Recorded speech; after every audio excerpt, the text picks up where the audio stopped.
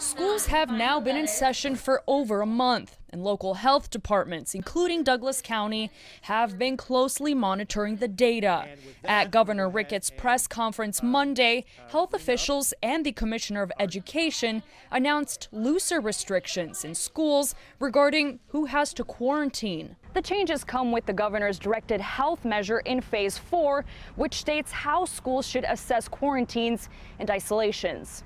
And the biggest change with the directed health measures that are before us today is considerations for those exposures and possible ability for schools to allow students back in school even after an exposure. The new guidelines state that students who may have been exposed to the virus in school can still attend in person if the exposed student monitors the development of symptoms and wears a mask. The exposure occurred during an extracurricular activity outdoors, and both the exposed student and the infected student were wearing masks at the time of exposure if in a confined space. This seems to be a bit of a 180 from what we've been hearing from local health experts regarding quarantine.